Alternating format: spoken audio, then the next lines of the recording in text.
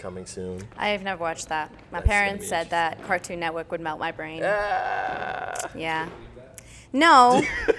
But again, now it's like a commitment. Like I have to go find it. Where is Cartoon Network? Yeah. I watched Teen Titans though. Hey. Who hasn't? It's a great show. Yeah. If you're gonna watch one Cartoon Network show, that's I mean, I was a good kid when I one. watched it. But this was before my parents became aware of American TV. Like it was like we just moved. Oh, I'm not from the States. All right, let's go. We're doing this. Here we go. Okay, wait, can you hear me? I don't know. Yeah, we're here. We're here in Marina, by the way. Yay! Thanks. A community vet. Oh, Lord. So not from the States. No. Originally. No. Where from? My family's French. I was born outside of Paris, and then my dad was like the early techies. Ooh. There's no jobs in France like around the 1990s around tech that much, so we moved to England. Whoa. And so I lived in a suburb outside of London for like 7 years of my life, Whoa. which is why like English is not my native technically, but pretty much at this point. Like I got educated in like fully in English. I was never like in the French education system. Really? And then we moved to California, the Bay, when I was 8. Whoa. Yeah. So I had a British accent, everything.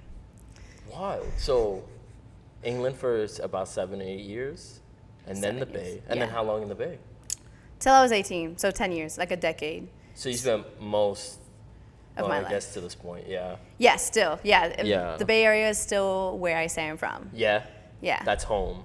Yeah. My parents and my siblings are still there too. Do you get to go back often or at all? You know, the holiday vibes, like Okay, winter holidays okay. and stuff like that. Gotcha. People don't realize the Bay is 5-6 hours away from New York, and so is France. And so I like choose like, each time. I stopped for a second in my brain because I was like, nah, that's way further than 5-6 hours. But you meant by plane? Oh yeah, by plane. Yo, imagine if I'm swimming the Atlantic Ocean. Like, That's interesting. So you're like right in the middle. yeah. And was it dance that brought you to New York? School, Fordham University. What were you going to school for? I went for international relations. What does that mean? That's a good question. I mean, it was actually called international studies. Like different colleges call it differently. It was basically just like this interdisciplinary social science major that combined like cultural communications, politics, development, like anything under the sun regarding like cross-cultural like economies and things like that. So you kind of got to pick what you wanted to do, which I did. Because I love doing that, like making my own way. And like, did you have like an idea of what you wanted to use that for? When I first looked it up, I was literally just typing like multicultural, like exchange major people.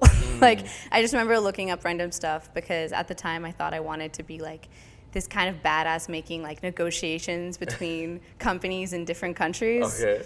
I don't know. I was 17. That's definitely a thing though. And then I found this major. I'm like, yeah, sure, why not? And then I went for it. And I ended up doing a lot more like politics and like community development and cross-cultural communications, which was really fun. We had some really great professors because the UN is in New York. Right. So learned a lot about international development and strategy, as well as how communities operate and political theory around like power. Interesting. And so that's why I ended up going into the nonprofit world. Gotcha. Yeah. Whoa. Okay. This is the most not dance we've talked about starting this podcast. This is so interesting. So were you dancing growing up, or did you discover it later on? Like, how did that come in? Yeah. I started dancing when I was about 2. Okay. My mom, apparently, the way she tells it is I was like dancing to the end of the movie credits to some kind of movie in England, and someone saw me because it's really rainy in England, if you didn't know. And so there are people who clean the windows, and the person saw me and told my mom, like, you need to put her in a dance class. I have no idea what I was doing, but I have pictures of me in like these tiny ballet outfits when I was 2 and 3. I couldn't skip, so my mom thought that it was a mistake, but I figured it out. And from that point forward, I was actually really dedicated to ballet until I was about 9 years old. Interesting. Yeah. What changed? What stopped about ballet? I mean, ballet is pretty vigorous on your body, and my brother is 15 months younger than me. Okay. And the reason that matters and the influence it has is like him and I would always hang out, and we'd also fight a lot. And so we were very like I was like a very physical like child. I loved like climbing up on trees and all that. Like we would say tomboy like back in the day. Right. And he was doing martial arts. Okay. And I was like, I want to do that too. And your body changes a lot, and so I started doing other things, and the ballet teachers at the time, because I was on a like professional ballet track, they started noticing that my hips were changing. And so they were essentially telling me that I couldn't do, like as a child, like you can't do this, you can't do this sport, spending like hours after class, like reorienting my skeleton, whatever that means, to like keep it 180 in your hips and everything like that. And I'm very headstrong, and I hated it. I was like, stop, I'm done with this. That is intense for a 9-year-old? Yeah. Jeez. Wait, so then did you end up doing martial arts? Yeah, I did. I did karate for 5 years. Sick. Yeah, it was really fun. How high up? To brown and black belt. Whoa, that's awesome. Did you like specialize in any like katas or like weapon stuff or like anything like that? Yeah, I did size and bows. Sick. Yeah. Size of with the 3 yes. that Raphael uses, right? In the Ninja Turtles? And funny story is once I was practicing it, and there's like you sometimes put it around your head, and I scratched myself by accident, and I didn't realize until like an hour later, I was just like bleeding. Oops. Too good at this. Too strong. Too strong. That's sick though. And then, so you did that from like about 9 till when? 14. Okay. Then it got too expensive for my family to continue it. So I ended up going back to dance at that point. So I didn't dance for 5 years of my life there. Did you go straight back to ballet or? A mix of both. So I did ballet, jazz, those two like mainly. At just like a technical school instead of a professional school. So it was a lot less competitive and a lot less like strict. And I actually only found other forms of dance well, through my friends, right? In middle school, we had our middle school dances. You had the Soldier Boy. You know, you still had like the influences of the hyphy movement in the Bay. Yeah. And I would go on like YouTube rabbit holes of like Case and Joe R&B and like E40. But I didn't know how to dance to it, right? Like I was like this like awkward ballet girl. But all my friends were just dancing in the garage and like any place or at the like middle school dance parties got lit, okay? And that's when I was like, oh, I want to know how to move different. But I didn't know how to go about it because my mom, like again, it's like navigating how do I talk about different like aspects of American culture to my mom. So it was not until high school where I had more freedom. And decided to just start freestyling a lot more with my friends, like awkwardly, like I was still pointing my toes, okay? But yeah, it was there that I started taking more classes, and there was Bibi Khalil. She is a hip hop teacher in the Bay. Okay. That was her dancer name, so I like can't remember her full legal name, but she started teaching, and I decided to take it one day because it was in the same studio where I was taking other classes. And I really, really enjoyed it. Yeah. And she was part of like the circle for Econometry SF, which was like one of the established dance companies in this Bay Area at the time. And yeah, so I started following them a little bit. There was my high school was really, really well versed in dance. We had like a professional, like we had like dance as part of our curriculum if we wanted to take it. Dope. So I started taking that, and we had a really good hip hop dance team because our sports sucked. All the athletes were in dance class. I mean, well, no, it was more like everyone would go to watch the halftime and still cheer on. So we had a lot of spirit. We had a lot of spirit as high school, but yeah, we weren't that great in our sports except for like volleyball. That's fine. That's literally our high school. Yeah, like. JJ graduated the year before we came in. Like we all went to the same high school, but he graduated when we were becoming freshmen. And his senior year football team won like the whole state championship, I guess. Wow, go off. So like coming in freshman year, we see all these juniors who became seniors with these like dope black Letterman jackets. And I'm like, oh, cool. We got a dope football school. Nope. All 4 years, all the teams sucked. Dang. So y'all were a super team. But yeah, but the volleyball, the girls volleyball team was so good. Like we were friends with all them, so like those were the only games we would like actually go watch, and like they were nice. Yeah, yeah, for sure. But yeah, so I was dancing a lot there. Interesting. So like, you really just like started picking up like hip hop and street stuff like just through osmosis, just being around it and wanting to learn from it. Yeah, pretty much. I mean, it was very visible everywhere. Yeah. You know, there was still a lot of influence from Oakland. Yeah. And so you soaked it in where you could, because that was the way we celebrated. We even had, like, every Friday in high school we would have quad lunch, because California, so outdoor campus. Must be nice. It was great. And so we would always have like a lot of fun music, like everyone's dancing. We had a lot of different cultures too at our school, like from Latinx to Tongan. We had like a pretty significant Tongan population, Filipino population. And so people would just like have clubs, like come dance, like during the quad, as well as our hip hop dance team. Sick. And you were on the team? Not the first year, okay, but the second year, yeah. My good friends were on the team, and I had this crush on a boy. It's always a boy. I had this crush on a boy, and he was both in the like academic dance portion, which is like jazz, lyrical, tap, ballet, not ballet, jazz, lyrical, and tap. And he was like, "This is terrible," but this was also like 2010. He's like, "Marina, I'm gonna make you ghetto in a year." And I was like, bet, challenge accepted, because I liked the guy. But yeah, and that really propelled me. Yeah. Sadly, it's okay. I've seen Say the Last Dance. It's fine.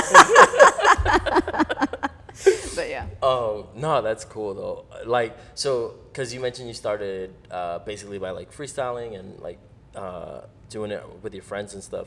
Did you sort of like meet any challenges learning, like was it choreo, like being part of the team and stuff? Like how different was learning steps, you know, from just like kind of vibing in it? I think for me the biggest issue actually is like posture, because coming from ballet, there's a very specific posture in the way you establish your body. And within my own family, like a French family, we don't, it's not like we're like accustomed, or our bodies, our ancestors have like that kind of like groove, frankly. So it was more about that, like finding more of that like depth and being able to understand it in a way where it's like not part of me, but having to like step into it as a guest. And that was the thing that took the longest. Like at the time, I would have to wear super baggy clothes to like in my brain transition from a ballet posture to like a hip hop posture. But it was to the point where if I was wearing anything different, I wouldn't be able to move, because my body just used that as a way to try and transition. So that was the hardest part, because it really affected like any way your momentum moves in hip hop. Gotcha. And once I got that, I think because I had been dancing for so long in my life and martial arts, which kata is like, that's choreo, right? I have a pretty like good kinetic learning ability, where those things I could pick up quickly. The hardest part has always been the mental part when it comes to being able to freestyle in like street styles. Yeah, I love what you said about putting on certain clothes helped you get in that sort of mode. Because I always think about whether it's like a football player putting on uniform, like putting on a mask, so to speak, helps develop character for whatever you're doing, right? So like for us in high school, it was about like being the Jabberwockies. Like ABDC was like the big thing when we were in high school. And I personally grew up dancing, but not like in it, not like living it. But then I remember dancing with the mask on and feeling there's a liberation almost in like putting on a costume, so to speak, and like being that character. And then I think finding yourself, like the true character within yourself, is the best like breakthrough. You know? So like, did you find like a moment of breakthrough, or like where you were like, oh, like this is my shit, like I love this part of it? I must have. Yeah. I think I don't have an exact moment of recollection. Like, I'm not sure if you have, like, do you have a moment of recollection, like, exactly when? Yeah, no, I don't think it's a moment for me. I think it's more of like, for me, it's just a feeling, like a carried on feeling of various moments of like, oh yeah, I liked how this felt when I did this, or when I experienced freestyling, or whatever the case. But yeah, not like a specific moment, I would say, but definitely an aspect. Yeah. Like, is there like a favorite aspect you had where it's like, oh, I loved freestyling versus choreo, I love choreo versus, or whatever? Man, I kind of like it all. Yeah, I can tell. Yeah. Yeah. I mean, I was in choreography for a lot longer, Mm-hmm. right? That was like the easiest avenue at the time.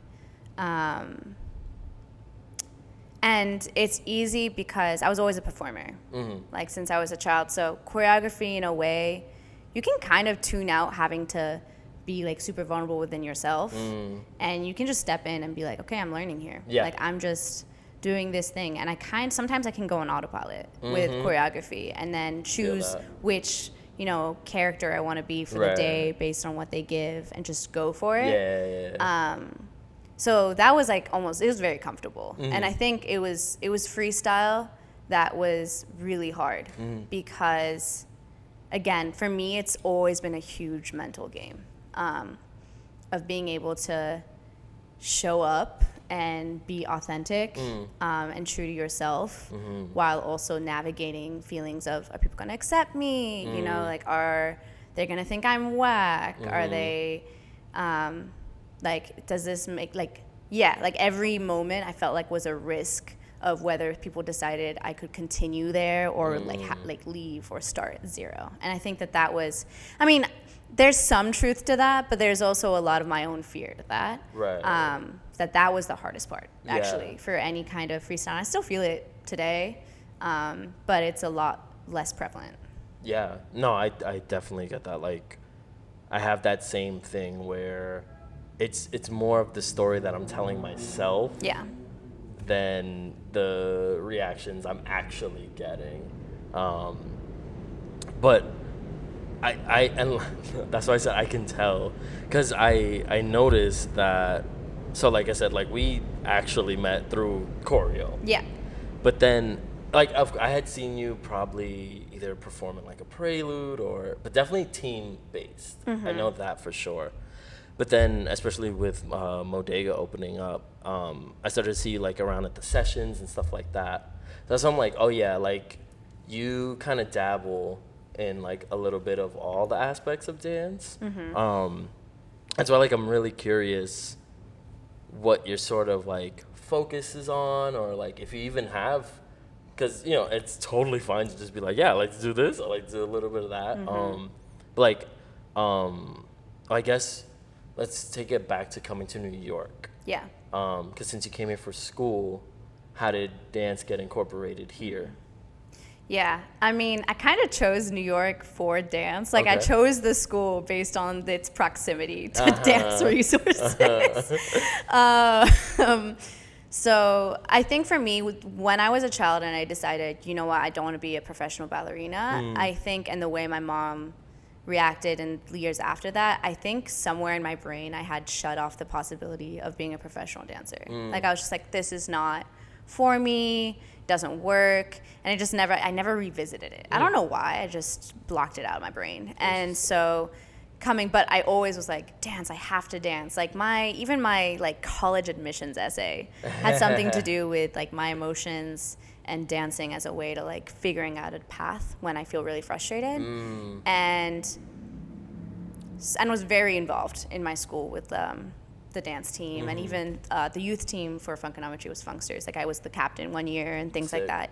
So it was always like, to me, it was like not optional. Like, I'm dancing no matter what. And so Fordham Lincoln Center is approximately 15-minute walk from BDC. Yeah. And so I would go take class a lot. And so I dabbled between industry and community. And I actually joined Mint and Synchronic Dance Team at the same time. Nice. My spring year, freshman year. and then proceeded to join Serendipity and Neighbors. Not do Mint anymore, but stay on Synchronic. So I was on like 3 teams because I was just like, yeah, just give it to me. It was like a way of connecting with folks, and I just loved learning and dancing and performing. So at the time, I think I was just like, this is what I enjoy doing. And maybe, just maybe, I could, start doing gigs and things on the side. Like, I was always like, this could be like something I do on the side because I love it. And then I moved to DC for a brief work stint in 2018. Okay. And there I met a few folks. I was on Capitol Funk. And I met a few folks. I was on so many teams. Like, I became like I've just been on a lot of teams. So I'm not going to say the word anymore, but there was a word for that type of person that we would like to use. And I met a few folks, and I ended up meeting someone who, again, I ended up dating. And he opened up the idea of industry, and I was like, oh, maybe I really could do this thing. And so for like 2-3 years after that, I was like full force, like, okay, maybe I can actually do an industry thing in this while still working, because my brain was always like, I can just do both. Yeah. And so when I moved back to New York, I did a lot of industry. Again, freestyle was starting to come up a lot more. I was going to EXPG right before I moved to DC. I took a lot of Tweet Boogie's classes, which if y'all don't know her, look her up. And I, in DC, went to Urban Artistry and met Rashad. Again, also another amazing dancer. Definitely look him up. And I started like dabbling in like trying to understand this hip hop as a culture, not just as a thing I liked doing and enjoyed the music of, but really like its culture and its connection to Black culture. And that's when I moved back to New York and I found Ladies of Hip Hop, I like completely dove in because it no longer was just something I liked doing, but like a whole culture and community that felt a lot more whole. And it started making like my freestyle started becoming more authentic. Because before, I think I was just dancing the way I like to move, but without any actual roots, without any actual connection to how things, come, like where it comes from, spiritually, emotionally, culturally, all those things. And it was only, so now that was 2019, but I found Ladies of Hip Hop in 2020, but I knew about them in 2019, started working with them in 2020. Gotcha. That's when I started really becoming fuller, I guess, as a dancer, and like in more sessions and operating those spaces, because you can't be a hip hop dancer and not be in those sessions and ciphers. Like that's just my personal opinion, but I think that's where a lot of things happen. And I also started getting mentored by Tatiana Zaldua, who is incredible as well, and just a lot of like really strong Black women who have been pivotal in their communities. And that's when things started clicking, actually. Now that we're going back to that question, like I have to tell the story to be like, oh yeah, that's when that happened. No, we got there. That's the important part. Wow, I love what you said about learning more about the culture allowed you to find your more authentic self. I heard a phrase recently, actually working here, freedom within structure. So it's like once you learn the structure, the rules, whatever's set up for success, it then frees you up to do your thing within those parameters. So like what's an example of like a cultural discovery you made that sort of unlocked that? It's hard to point to one thing because I think it's actually the people. It's people and stories. Like hip hop exists and is 50 years old now because of people and stories and the emotions that they're bringing, and like most hip hop songs like from the beginning were about stories, people's lives. And so I think it was actually just connecting with people and going beyond just, oh, that's a dope move, to really, like having conversations, establishing relationships.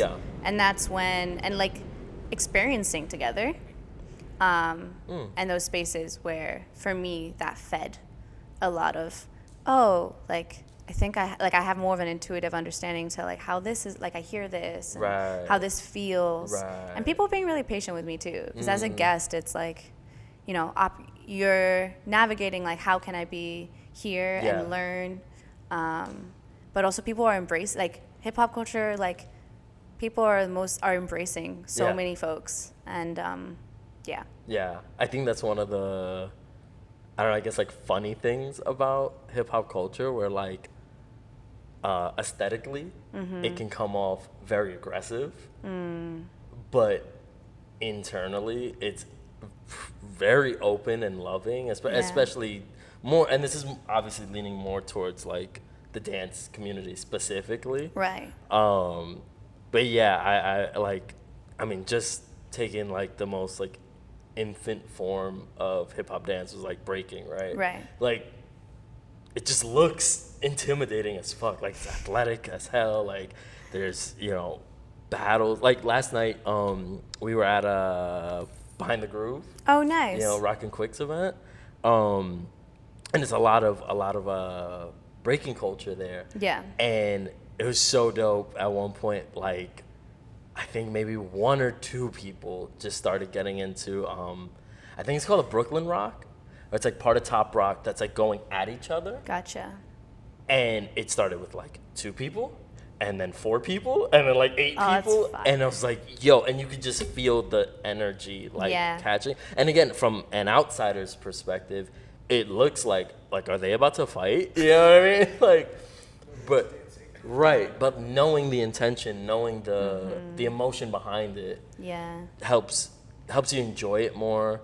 And then also helps you figure out what you like or where you fit into all this, this big picture. Yeah. I hate to take it to an academic perspective, but it's interesting because I think a lot of times, like, we mistake a lot of passion and energy for aggression, and it's such a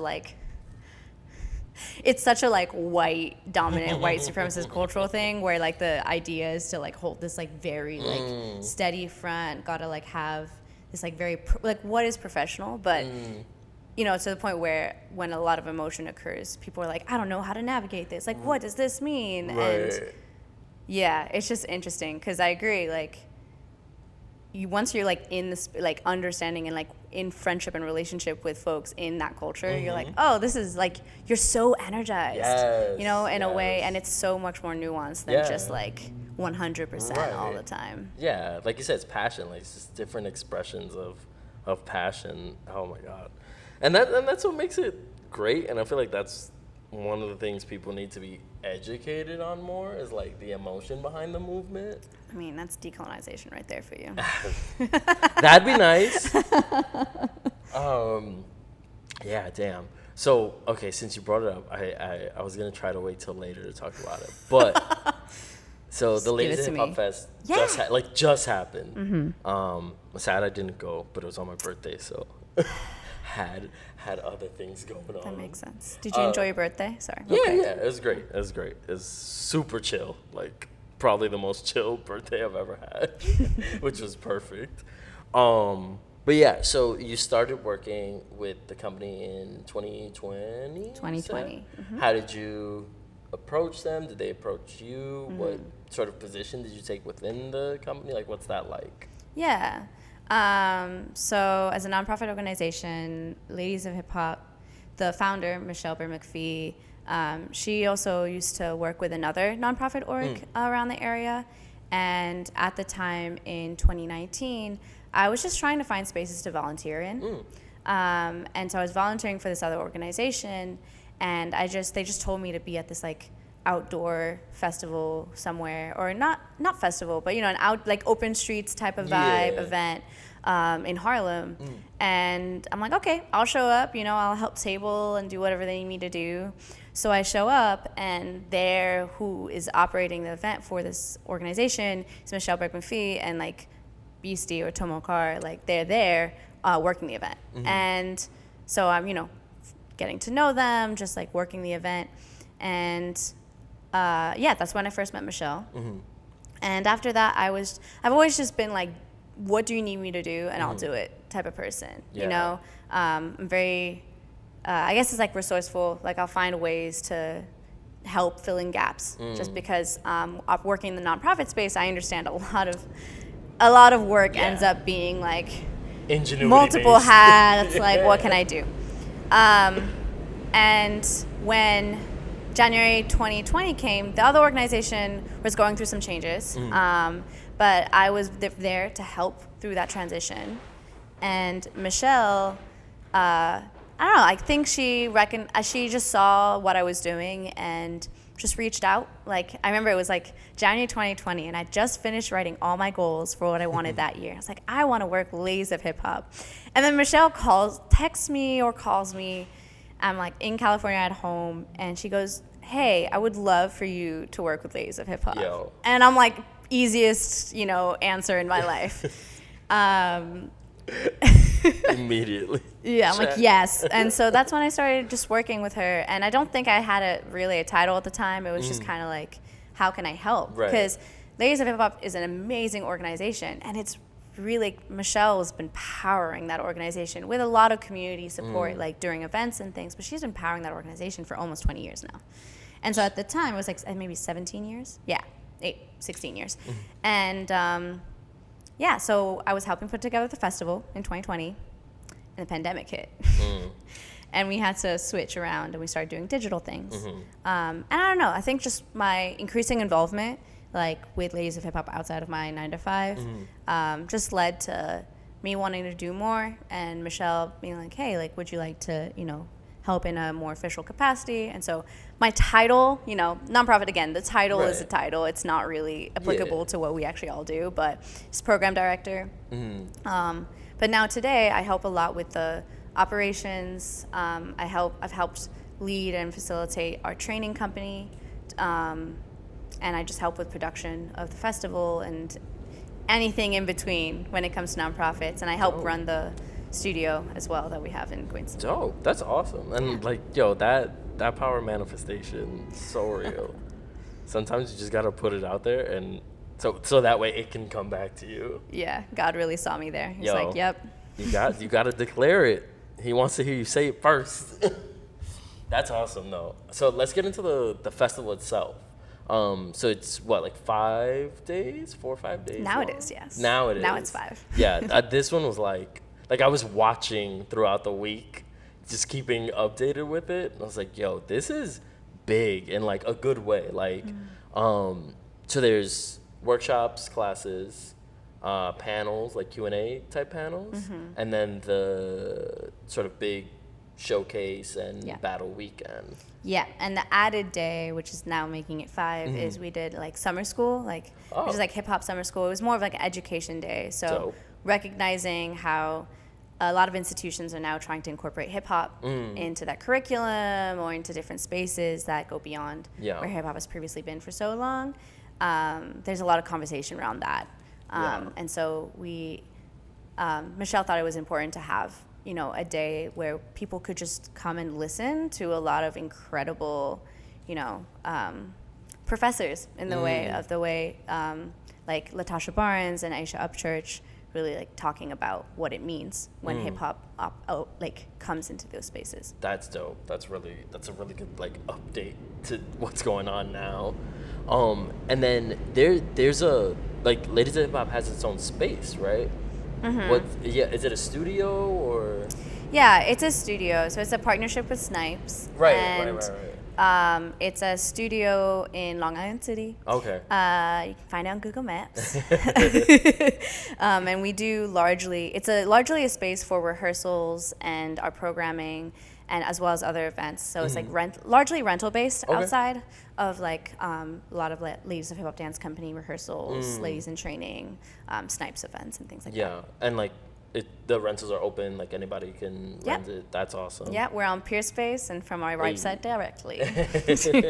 How long has that space been open? Do you know? May 2022. Oh wow, okay, so it's like pretty new. That's awesome. And then besides the festival, are there like other activations like throughout the year that Ladies of Hip Hop is involved with? Like, are there any other like functions that Ladies of Hip Hop does? I think it's an evolving discussion. Right now, there's a lot of energy around the Ladies of Hip Hop Dance Company, and specifically the project Black Dancing Bodies. And so since 2021, I want to say, we've been doing a lot of work, commissioned work and residencies with Jacob's Pillow, as well as Guggenheim Works in Process has been a really huge supporter of Ladies of Hip Hop. And Lincoln Center has also been a really good supporter, great supporter. And other, organizations and arts organizations and festivals have been just commissioning and bringing out, like, wanting Ladies of Hip Hop to perform more. And so we've seen a really big boost in those kind of requests. As well as like documentation of like culture and history. I think because it is the 50th anniversary this year, even like a few years back, people have been a lot more not concerned, that's the wrong word, but taking initiative in really wanting to document the perspectives and events and like lives of folks who are really contributing to hip hop culture. And so Ladies of Hip Hop through Michelle has also been part of those conversations. Dope. Are you performing with the team too, or are you just on like the admin side? I'm largely on the admin side. Right. I do perform with the company when it's a more diverse like commission. It depends on the project. Gotcha. But I hope to be able to dance more with the company. But other than that, I mean, I'm still dancing outside with all the projects that happen, as well as like Lays in training. It's so cool to hear the other organizations that have been pulling Ladies of Hip Hop and like Jacob's Pillow and like the because I hear the same exact thing with like Layer Rhythm or Full Circle Soldiers, Rockefeller and Quick Steps crew. So it's nice to hear that these are like reliable, or it sounds like reliable organizations that are bringing in hip hop dance, I guess not just for the sake of hip hop dance, but like actually bringing in the organizations and the people that are super passionate about this culture and this space. I've yet to like, well, I guess not. Once I was in a space, I was shooting one of Layer Rhythm's performances out, like all the way out in Long Island, like near the Hamptons. Right. Really dope space. I think it's called The Church. It was like literally like a converted church to an art space. But going up there, I was just curious and wondering, like, how is this gonna exist in this space? Because I've only like Layer Rhythm I had only seen in New Blue, like in the club, the way it is every month. And also, there's a whole different culture of audience out in the Hamptons, right? So I'm like, I don't know, what they like. Will they like this, But it ended up being like a really cool cross-culture experience. Of, like, I can tell certain people were seeing like flexing for the first time. And like being amazed and in awe. And I think it goes back to that whole thing of like, like if you're taking the time to watch a performance, like specifically like a hip hop based performance, then you're giving it that time and respect, right? And to see it actually as art, not just like a street performance or like, just something that doesn't get that same value and credit that like other styles may get because they're involved in other cultures that have lots and lots of money. So I guess like, do you see on your side of things, especially because you're more in the community than I am, are you seeing more of that crossing over? Are you seeing hip hop staged in the right way? It's a nuanced question. I think one thing is there's a representation of art, of how we define art in the States, that I think it's misnomered in some. I mean, it's very heavily defined by obviously those with money, who are often older white rich men, and I don't have the academic knowledge of it, but historically, art used to be very community centric, and especially in other cultures. And then I don't know when, but at some point they decided that putting art on display in like a sterile white room or like these really fancy places was a way of elevating. And that became, I mean, I guess it could have even started in the royal, like ballet was like, really became a thing in the royal like courts of Louis in France. But anyway, I digress. There's something about that when suddenly we were like, oh, that's valuable, and other art in other spaces, not so much. There's like at some point like that delineation occurred to like the majority, the mass. And so seeing hip hop being brought into these spaces, I mean, that was part of why like, Hip Hop Summer School was like a day for the festival this year. It's interesting because they're wanting it now. And I'm sure it comes from good intentions. I do. And I think we still have a long way to go. Yeah. We can, these companies know how to create an environment, an energy. And so, and one thing that we know is that like hip hop dance companies or street and club dance companies are very versatile and like know how to, and flexible. They know how to like operate in a space and make it work. So I think no matter what, you're going to get a good show. No matter what, you're going to get an incredible experience because they know how to bring people in. Yeah. But when it comes to the environment that we are having to structure ourselves to or adapt to, there are certain things, right? I mean, the biggest thing is floor, right? And we talk about this a lot in the dance community. We really do. And it's kind of wild because 2020, I was a lot less aware of it. Like I never thought about it. Like, oh, Marley, like whatever. Like, we would rent spaces wherever you could. Yep. Right? And there's only one floor that's available, one studio that's available for street shoes. And everywhere else, you have to have your shoes off. You're dancing on Marley. And they would yell at you if you've left skid marks. And it's like, that's definitely not from my shoe, but okay. And we don't realize that. But a lot of spaces, a lot of theaters have a permanent Marley floor. I mean, the one we're on right now. Yeah. It's a permanent Marley floor. Yep. And so when you're bringing in other dance forms beyond like ballet, co-opted jazz, because it's not real jazz, but like co-opted jazz, all those type of things, like we're putting a lot of pressure on our bodies. Yes. So there's that question of like how, if they're really serious about, the institutions are really serious about bringing different dance forms finally into these spaces after keeping them outside of these spaces intentionally for so long, there is a question of like, how are you going to mold the structures, the places themselves to be able to hold different kinds of cultures? Yeah. Because right now, I know there are people who are really being intentional about it, but there's still a long way to go. Yeah, that's fair. I totally get that. Yeah, what you were saying about like art and like the way it's perceived, especially like in this American culture, reminded me something Miley from Layer Rhythm told us on the show, that in France there's like an artist stipend basically, that like you're just entitled to get some money every year, even if you're an artist that still like just creating stuff or whatever. And it's like, wow, how refreshing. Yeah, I mean, no, that's a huge point though, because Ladies of Hip Hop Festival gets a lot of international artists, and our showcase, it's a showcase, but folks aren't paid to perform, right? Like, we're very transparent about that. But for a lot of folks coming internationally, like, it's a shock because they're like, your government is not supporting. It's like, no, a government is not supporting this. Imagine. Like, we can't, but it's a lot of artists will request for invitations, like formal documentation, to help them to get like money from their government.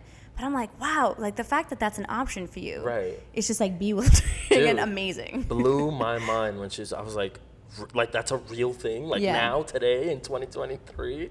That's awesome. I'm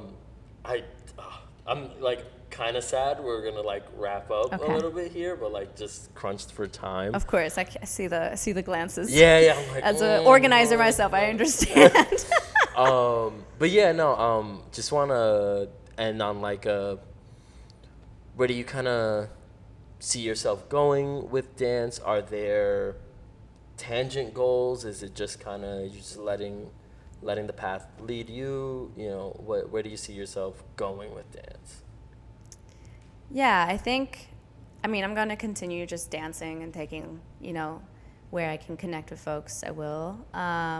Definitely want to produce more in terms of, I really enjoy creating spaces where people can just celebrate and like be together. Yeah. And so definitely want to do more of that. Mm.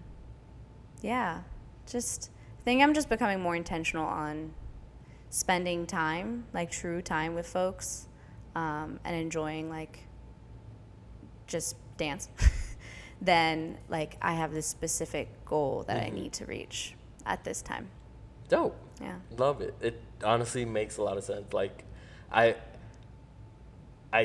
kind of, like, not to toot my own horn, but I feel like I'm like pretty in tune with just like understanding emotions and energy that people give off, just like the energy that they project.